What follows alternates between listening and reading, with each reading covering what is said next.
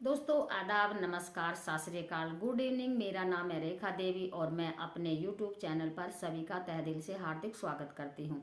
उम्मीद करती हूँ कि आप अच्छे होंगे, भले चंगे होंगे और अपना और अपनों का ख्याल अच्छे से रख रहे होंगे। दोस्तों आगे बढ़ने से पहले जितने मेरी यूट्यूब फैमिली है, मेरे देशवासी हैं, छोटे हैं, बड़े हैं और फौजी भाई हैं, सभी को गणतंत्रता दिवस की ढेर सारी शुभकामनाएं। और आज की जो सच्ची घटना मैं आपको सुनाने जा रही हूँ वो सच्ची घटना है एक रेलगाड़ी की, जिसका नाम होता है पुष्पक एक्सप्रेस। पुष्पक एक्सप्रेस का नंबर होता है 12533। दोस्तों ये गाड़ी लखनऊ से चलकर इसको बॉम्बे पहुंचना था और ये गाड़ी अपनी तेज रफ्तार से आगे बढ़ती जाती है। तेज रफ्तार से अपनी ये तेज रफ्तार से गाड़ी आगे बढ़ती जाती है। दोस्तों महाराष्ट्र प्रदेश का जिला जलगांव से 20 किलोमीटर दूर एक जगह लगती है। दोस्तों भूसावल स्टेशन पर इस गाड़ी को रुकना था और आगे मनावड़ स्टेशन आता है। मनावड़ स्टेशन आता है। दोस्तों वहाँ से इसे अगले स्टेशन पर भी रुकना था। यहाँ से लगभग 423 किलोमीटर दूर बॉम्बे था, क्योंकि इसका जो लास्ट स्टेशन था वो बॉम्बे था। ये बॉम्बे जाकर रेलगाड़ी रुक जाती है। दोस्तों D3 जनरल बोगी में अचानक से एक चाय वाला आकर चाय के लिए शोर मचाता है, चाय ले लो, चाय ले लो। जो जिसको चाय पीनी होती है, वो इच्छा होती है वो चाय ले लेता है, जिसको इच्छा नहीं होती वो उसको इग्नोर कर देता है। उसी बोगी में सबसे ऊपर की तीसरी नंबर की जो सीट होती है वहाँ पर दो लड़के बैठे हुए थे। एक लड़के का नाम होता है उदल और दूसरे का नाम होता है विजय कुमार। दोनों ही जैसे चाय वाले की आवाज़ को सुनते हैं तो वो घबरा जाते हैं और उनको लग रहा था कि चाय वाला कह रहा है कि ये पीछे बोगी में आग लग चुकी है। दोस्तों दोनों लड़के शरावस्ती के रहने वाले थे। दोस्तों जैसे उन्होंने चाय वाले की आवाज़ को सुना कि वो कह रहा है कि पिछली बोगी में जो है वो आग लग चुकी है, दोनों एकदम से बौखला जाते हैं और आपस में विचार विमर्श करने लगते हैं कि कुछ दिनों पहले जयपुर में जो टैंकर में ब्लास्ट हो गया था, काफ़ी लोग जलकर मारे गए थे। चाय वाले की तरह दोनों लड़के जोर जोर से चीखने चिल्लाने लगते हैं। इससे पहले वो चाय वाला कुछ सुन पाता तो वो भी जोर जोर से उसने भी चीखना चिल्लाना शुरू कर दिया और कहा कि देखो पीछे बोगी से धुआं उठ रहा है, पीछे बोगी में आग लग चुकी है। चाय वाला हिम्मत जुटाता है। हिम्मत जुटाने के बाद वो सोचने लगता है कि यदि कहीं बड़ा हादसा न हो जाए और बहुत सारे लोग ना मारे जाएं। वो थोड़ा आगे बढ़ता है और वो जो एसीपी अलार्म चैन पुलिंग जो होता है उसको वो खींच देता है और जैसी चैन खींची जाती है तो उस जो पुष्पक एक्सप्रेस जो ट्रेन है उसके जो पहिए हैं वो एकदम से जाम हो जाते हैं, ट्रेन रुक जाती है। कि जो ये आग लगने की जो सूचना है पूरी बोगी में आग की तरह फैल गई थी और जितनी दूर तक ये आवाज़ आग लगने की जो आवाज़ है जितनी दूर तक भी गई, बोगी में जितने भी लोग थे, चाहे वो महिला थी, चाहे वो बुढ़े थे, चाहे वो बच्चे भी थे, सभी में भगदड़ मच जाती है और वो अपनी जान बचाने की कोशिश में लग जाते हैं। पूरी बोगी में भगदड़ मच जाती है। सभी अपनी जान बचाने की कोशिश करने लगे। उन्हें लग रहा था कि यदि हम बोगी के अंदर ही फंसे रहे तो हम भी मारे जाएंगे। दोस्तों आग लगने की खबर पूरी बोगी में एक आग की तरह फैल जाती है और दूर दूर तक आवाज़ चली जाती है। जैसे ही गाड़ी रुकती है, गाड़ी में बोगी में चाहे बड़े थे, बूढ़े थे, महिलाएं थी, सभी में भगदड़ मच जाती है और वो सभी अपनी जान बचाने की कोशिश करने लगते हैं। उनका मानना था कि यदि हम गाड़ी में फंसे रह गए, यदि हम बोगी के अंदर रह गए तो हमारी जान भी जा सकती है। दोस्तों क्या होता है कि बोगी के अंदर दो गेट होते हैं, एक आगे की तरफ होता है, एक पीछे की तरफ होता है। दोनों ही गेटों में से जो बोगी के यात्री थे, जो रेल के यात्री थे, उनमें भगदड़ मच जाती है। अपनी जान बचाने के लिए वो गाड़ी से नीचे उतरने लगते हैं। आगे से भी उतर रहे हैं और पीछे से भी उतर रहे हैं। दोस्तों एक गेट की तरफ एक पुलिया थी, छोटी सी, ज़्यादा ऊंचाई उसकी नहीं थी। ज़्यादातर रेल के यात्री उस पुलिया की तरफ उतर जाते हैं और कुछ यात्री जल्दबाजी में भगदड़ मची हुई थी अपनी जान बचाने की।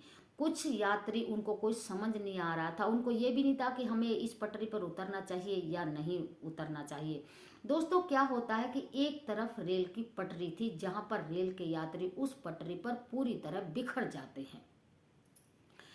तो इसी बीच लखनऊ के गोमती नगर के रहने वाले राजीव कुमार भी उस बोगी में बैठे हुए थे। वो यात्रियों में भगदड़ मचता देख वो हैरान और परेशान रह जाते हैं कि अभी तो ये गाड़ी अच्छी भली चल रही थी, लेकिन अब इसको हुआ क्या है। ना कोई यहाँ रेलवे स्टेशन है, ना कोई यहाँ होटल वगैरह है, तो ये गाड़ी बीच में रुकी तो क्यों रुकी, इसकी वजह क्या है। वो एक दूसरे से पूछने लगते हैं, तो उनको किसी बात का साफ पता नहीं चलता है। तो राजीव कुमार अपनी सीट से खड़े होकर वो भी पीछे आकर गेट पर खड़े हो जाते हैं और लोगों में इस तरह का मंजर देखकर, भगदड़ देखकर वो हैरान रह जाते हैं कि आखिर ये हुआ है तो क्या हुआ है, ये वजह क्या है कि ये इस तरीके से जो यात्री हैं गाड़ी से उतर उतर कर रेल की पटरी पर भाग रहे हैं। कुछ भी बड़ा हादसा हो सकता है, लेकिन किसी की भी समझ में कुछ नहीं आ रहा कि ये लोग भाग क्यों रहे हैं, वजह क्या हो रही है। दोस्तों क्या होता है कि जहाँ पर वो गाड़ी रुकी हुई थी तो वहाँ पर थोड़ा सा मोड़ था। आगे का भी कुछ दिखाई नहीं दे रहा था और बराबर का कुछ नहीं दिखाई दे रहा था, क्योंकि बराबर में कांटेदार झाड़ियाँ खड़ी हुई थी। लोग फिर भी पूरी तरह से वहाँ पर ट्रेन की पटरी पर फैले हुए थे। दोस्तों क्या होता है कि राजीव जैसे संभल नहीं पाता है, एकदम से वो क्या देखता है कि जिस पटरी पर हमारी ट्रेन के यात्री बिखरे पड़े हैं, उसी ट्रैक पर, उसी पटरी पर कर्नाटक एक्सप्रेस, जिसका नंबर था 12627, वो अपनी पूरी स्पीड के साथ उसी रेलवे फाटक पर, रेलवे ट्रैक पर आ रही है। लेकिन जैसे ही उसको मौका मिलता राजीव को संभलने का, चिल्लाने का, वो लोगों से बार बार विनती कर रहा है, जोर जोर से चिल्ला रहा है कि आप इस जो फाटक है इसको खाली कर दो, फटाफट इस पटरी को खाली कर दो, इस पर एक और ट्रेन आ रही है और ज़्यादा कोई अनहोनी ना हो जाए, आप सभी से कृपा है कि आप इसको खाली कर दें। लेकिन लोगों तक राजीव की आवाज़ नहीं पहुंचती है और तुरंत ही, मौके पर ही, वो कर्नाटक एक्सप्रेस 12627 वहाँ एकदम से उस पटरी से गुजरती हुई आगे जाकर खड़ी हो जाती है और उसकी चपेट में 13 लोग ऑन द स्पॉट खत्म हो जाते हैं, 10 लोग एकदम से गंभीर रूप से घायल हो जाते हैं और जो वो मंजर था बहुत ही दर्दनाक था। कुछ लोगों की तो लाशें ऐसी थी कि वो उनकी पहचान ही नहीं हो पा रही थी। किसी का सर धड़ से अलग था, किसी का हाथ नहीं था, किसी के पैर नहीं थे, किसी का सर नहीं था और बुरी तरह से लोगों के जो चिथड़े हैं वो बिखरे पड़े हैं, लाशें जो हैं बिखरी पड़ी हैं। दोस्तों जो ये कर्नाटक एक्सप्रेस 12627 यशवंतपुरी से चलकर हजरत निजामुद्दीन दिल्ली आ रही थी और इससे लोगों के जो है, इससे ये, इस ट्रेन से, इस गाड़ी से ये हादसा हो जाता है। और जैसे ही लोग उतर कर देखते हैं कि यहाँ ये आग लगी भी हुई थी, कहाँ वो आग है, कहाँ वो धुआं है, किस बोगी में लगा हुआ है, ये अफवाह थी कि असलियत थी, आखिर हुआ तो क्या हुआ, किसी की कोई समझ में नहीं आ रहा था, कुछ नहीं आ रहा था कि करे तो क्या करे। बस खाली वहाँ चीख पुकार मची हुई थी, भगदड़ मची हुई थी। कौन कौन लोग खोया है, कौन खत्म हुआ है, कौन गुजरा है, किसी का कोई भी अता पता उस वक्त नहीं होता है। लेकिन जो राजीव है, राजीव कुमार वहाँ उस खिड़की में खड़े हुए थे, उसने लोगों को चिल्ला चिल्ला कर कहा, लेकिन उसकी आवाज़ लोगों तक नहीं पहुँच पाती है, तो ये हादसा वहाँ हो जाता है। दोस्तों मरने वालों की संख्या 13 हो गई थी और 10 गंभीर रूप से घायल थे। 2 उनमें महिलाएं थी, मरने वालों की संख्या में 8 उनमें लोग थे। दोस्तों वहाँ चीख पुकार मची हुई थी और जो ट्रेनों के जो चालक थे, जो पायलट थे, वो अच्छी सूझबूझ वाले थे। लेकिन क्या है कि वहाँ उनको ये जो मोड़ था, मोड़ में कुछ उनको साफ दिखाई नहीं दिया, इसीलिए ये हादसा हो गया। देखते ही देखते ये घटनाक्रम सोशल मीडिया पर वायरल हो जाता है और जैसे ही सोशल मीडिया पर वायरल होता है और वहाँ के जो आसपास के स्थानीय लोग थे, रेल के जो अधिकारी थे, वो मौके पर पहुँचते हैं और वो क्या देखते हैं कि वहाँ पर चीख पुकार के अलावा कुछ नहीं है। तो यहाँ और लोगों की समझ में कुछ नहीं आ रहा था कि ये हुआ तो क्या हुआ और ये किस कारण से हुआ। दोस्तों जो वहाँ पर पुलिस थी, स्थानीय जो लोग थे, मरने वालों को उन्होंने वहाँ थोड़ा उनको संभाला और घायलों को अस्पताल में उपचार के लिए भेजा गया। लेकिन जैसे उनको अस्पताल में भेजा गया तो उनकी तहकीकात की गई कि कौन गायब है, किसको ज़्यादा चोट लगी, कौन कहाँ का है, कैसे है, उनकी पूरी जानकारी ली। मरने वालों की संख्या 13 तक पहुँच गई और ये हादसा 22 जनवरी 2025 को शाम के 4:43 पर हुआ। हादसा इतना जबरदस्त था कि जिसने भी देखा उसके रोंगटे खड़े हो गए। दोस्तों इसमें बोगी में ज़्यादातर लोग थे उत्तर प्रदेश के। वो उत्तर प्रदेश के लोग बॉम्बे में जाकर मेहनत मजदूरी करना चाहते थे, पैसा कमाना चाहते थे और अपने जीवन का जो जीवन है वो व्यतीत करना चाहते थे। और मरने वाले में कुछ लोग नेपाल के भी थे। और पहला है नंदराम विश्वकर्मा, दूसरा है लच्छी राम पानी, तीसरा है कमला नवीन भंडारी। कमला नवीन भंडारी की बात करें तो कमला नवीन भंडारी की बेटी और साथ में बेटा भी यात्रा कर रहे थे। भगदड़ मचती है, शोर मचता है कि भागो आग लग चुकी है, जल्दी से जल्दी भागकर अपने प्राणों की रक्षा कर लो, अपनी जान बचा लो। तो ये माँ अपनी बेटी से कहती है, कमला कहती है कि बेटी जल्दी करो और ट्रेन में आग लग चुकी है, भागकर अपनी जान बचा लो। दोस्तों वो जो माँ कमला है वो अपनी बेटी से कहती है कि बेटी जल्दी से जल्दी भागो, भागने की कोशिश करो और भागकर अपनी जान बचा लो। तो जैसे ही माँ ट्रेन से नीचे जाती है और एकदम से वो ट्रेन की दूसरी कर्नाटक एक्सप्रेस 12627 की चपेट में आ जाती है और एकदम से उसके शरीर के चीथड़े चीथड़े हो जाते हैं, सिर्फ रह जाते हैं तो कपड़े, बाकी उसकी कोई भी जो लाश है वो अच्छी तरह से पहचान में नहीं आती है। जैसे मौके पर पुलिस पहुंचती है, पुलिस मौके का मुआयना करती है और जो कौन कौन गायब हुआ है उनकी पहचान करती है। जैसे कमला की बेटी गाड़ी से नीचे उतरती है और अपनी माँ के कपड़े देखती है तो एकदम से वो बिलक बिलक कर रोने लगती है और पुलिस प्रशासन से कहती है कि ये मेरी माँ के कपड़े हैं। लेकिन माँ के शरीर के चिथड़े इस कदर उड़ चुके थे, फट चुके थे कि उनको पहचानना, संभल पाना बड़ा ही मुश्किल था। दोस्तों इसमें जैसे मरने वालों की संख्या में और जैसे बढ़ोतरी हो गई है, एक तो है नसरुद्दीन, दूसरा है इम्तियाज अली बाबू खान।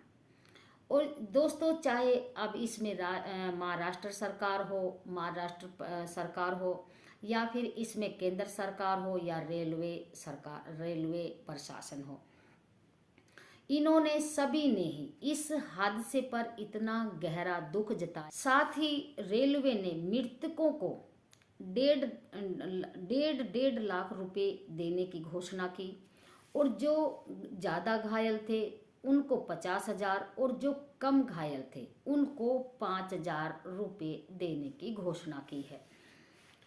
दोस्तों महाराष्ट्र सरकार ने मृतकों के परिवार को 5-5 लाख रुपए देने की घोषणा की है और जो कम लोग घायल थे उनका फ्री इलाज, जब तक वो ठीक नहीं हो जाते उनका फ्री इलाज कराया जाएगा।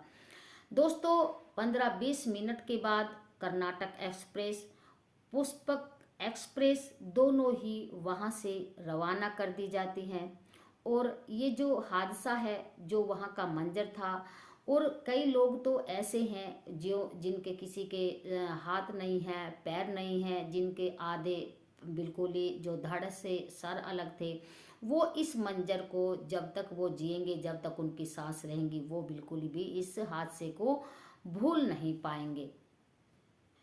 दोस्तों, एक छोटी सी गलती ने, एक छोटी सी अफवाह ने, जिसकी कोई गलती नहीं थी, एक झूठी अफवाह से बेकसूर 13 लोगों ने अपनी जिंदगी से हाथ धोना पड़ा और 10 लोग जो हैं वो गंभीर रूप से घायल हैं। और कुछ लोग तो उसमें इस तरीके से इस कदरियाँ वो मतलब परेशान हैं कि वो खाने कमाने के लायक नहीं रह गए हैं। और जब तक वो जिएंगे इस हादसे को याद करते रहेंगे, इसको एक पल भी इस हादसे को नहीं भूलेंगे।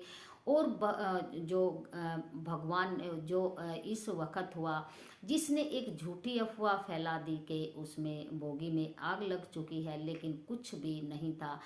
थोड़ा सा सोचने समझने की कोशिश थी और सोच समझकर सभी को थोड़ा सा सोच समझकर कदम उठाना चाहिए था।